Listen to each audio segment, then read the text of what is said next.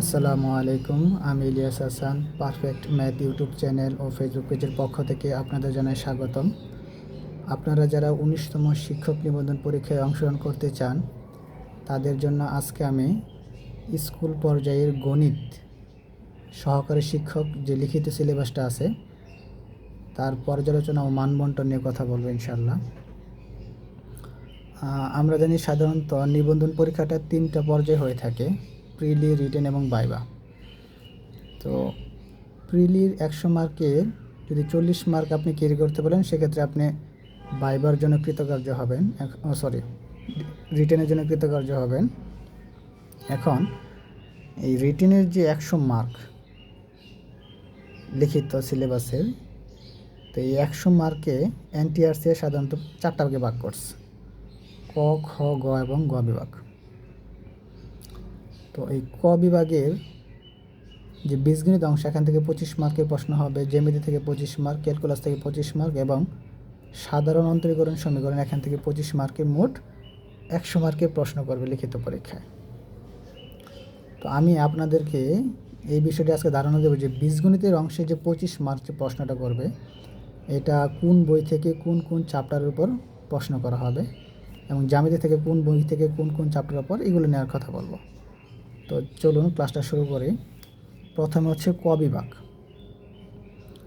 তো স্কুল পর্যায়ে ক বিভাগে যে 25 মার্কের প্রশ্নটা হবে, এটা হচ্ছে আপনার আমাদের অনার্স ফার্স্ট ইয়ারের যে ফান্ডামেন্টাল অফ ম্যাথমেটিক্স বইটা আছে, এই বইয়ের চ্যাপ্টার নং 4, 5, 10, 11,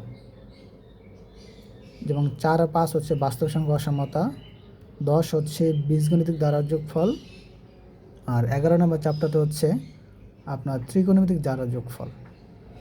আর এখান থেকে রৈখিক সমীকরণ ম্যাট্রিক্স, এটা আসলে ফান্ডামেন্টাল বইয়ের না, এটা হচ্ছে আপনার লিনিয়ার অ্যালজেব্রা যে বইটা আছে, এই বইয়ের চ্যাপ্টার 1 এবং 4। এই যে চ্যাপ্টারগুলো বললাম, এই চ্যাপ্টারগুলো আলোকে এই স্কুল পর্যায়ে যে 25 মার্ক বীজগণিত থেকে প্রশ্ন আসবে, এইগুলোর উপর প্রশ্ন করা হবে। আর আরেকটা বিষয় হচ্ছে, মাঝে মাঝে আপনার এইচএসসির যে উচ্চতর গণিত বইটা আছে, প্রথম পত্র এবং দ্বিতীয় পত্র, এই যে প্রথম যে অধ্যায়টা আছে, এখান থেকে প্রশ্ন হতে পারে ম্যাট্রিক্সের ক্ষেত্রে বা অসমতা। সেই জন্য আপনারা পারলে এইচএসসির যে প্রথম এবং দ্বিতীয় পত্রের প্রথম যে অধ্যায়টা, সেটা পড়তে পারে। এই হলো ক বিভাগ। খ বিভাগ হচ্ছে আপনাদের ভেক্টর জিওমেট্রি, এখান থেকে ঠিক 25 মার্কের প্রশ্ন হবে। আর ভেক্টর জিওমেট্রি এখান থেকে 3টা ভাগ, একটা হচ্ছে দ্বিমাত্রিক স্থানাঙ্ক, ত্রিমাত্রিক স্থানাঙ্ক, আর একটা হচ্ছে ভেক্টর।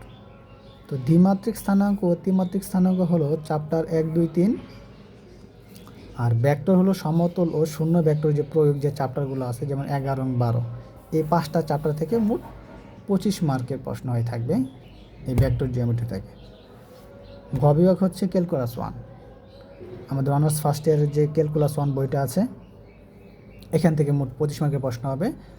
আর সহকারী শিক্ষক গণিতের যে লিখিত সিলেবাসটা আছে, সবচেয়ে বড় সিলেবাস এটাই, অনেক বড় একটা সিলেবাস, এখান থেকে 25 মার্কের প্রশ্ন হবে। যেমন দেখতে পাচ্ছেন এখানে 2টা ভাগ, একটা হচ্ছে অন্তরীকরণ, যুগজীকরণ। এই অন্তরীকরণ অংশে আবার প্রশ্ন হতে পারে আপনার ফাংশন, লিমিট, অন্তরীকরণ যোগ্য যে অধ্যায়গুলো আছে, অবিচ্ছিন্নতা আছে, লিবনিস আছে। সেক্ষেত্রে আমি চ্যাপ্টারগুলো লিখে রাখছি এখানে। চ্যাপ্টার হলো ফাংশনের জন্য 1, লিমিটের জন্য 2, এখানে কোয়ান্টিটি যেটা বলে এটা আছে, বিচ্ছিন্নতা, অবিচ্ছিন্নতা। পরে এই লিবনিস যেটা 4-এর, এটা একটা ইম্পর্টেন্ট টপিক। এই লিবনিস থেকে প্রায় কোশ্চেন হয়ে থাকে নিবন্ধন পরীক্ষায়।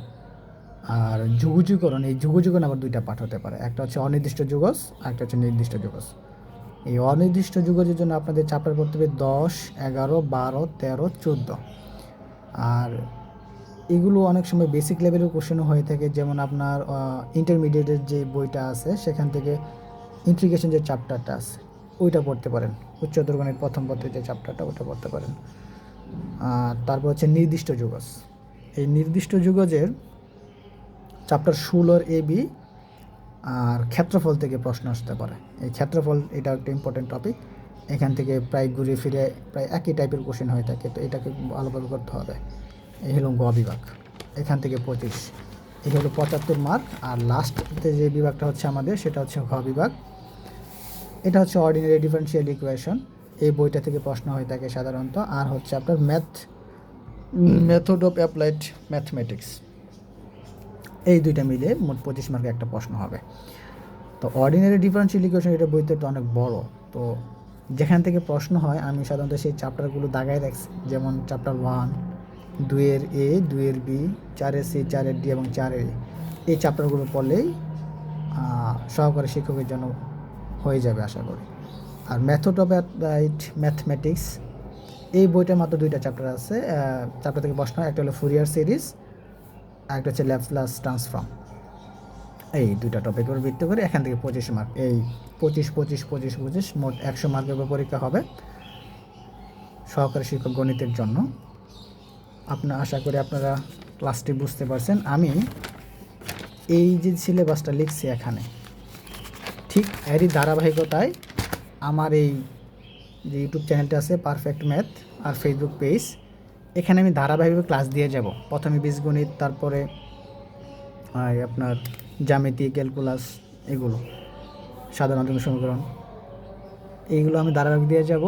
আমার পাশে থাকবেন, ইনশাল্লাহ ধারাবাহিক ক্লাসগুলো পেয়ে যাবেন। আজকে এই পর্যন্তই। আসসালামু আলাইকুম।